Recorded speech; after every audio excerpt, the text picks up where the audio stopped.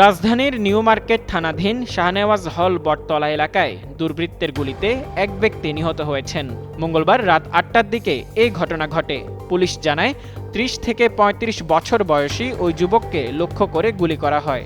পরে গুরুতর আহত অবস্থায় তাকে উদ্ধার করে ঢাকা মেডিকেল কলেজ হাসপাতালের জরুরি বিভাগে নিয়ে যাওয়া হলে সেখানে কর্তব্যরত চিকিৎসক তাকে মৃত ঘোষণা করেন। তাকে হাসপাতালে নিয়ে আসা এক পথচারী জানান, শহীদ শাহনেওয়াজ হলের ১ নং গেটের সামনে ২ জন মোটরসাইকেলে এসে ওই ব্যক্তির মাথায় ৩ রাউন্ড, বাম হাতে ১ রাউন্ড ও বাম হাতের বগলের নিচে ১ রাউন্ড গুলি করে পালিয়ে যায়।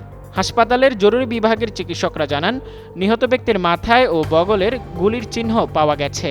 ঢামেক হাসপাতালের পুলিশ ক্যাম্পের ইনচার্জ পরিদর্শক মোহাম্মদ ফারুক জানান, নিউ মার্কেটে এলাকা থেকে গুলিবিদ্ধ অবস্থায় সে ব্যক্তিকে হাসপাতালের জরুরি বিভাগে নিয়ে আসা হয়েছিল।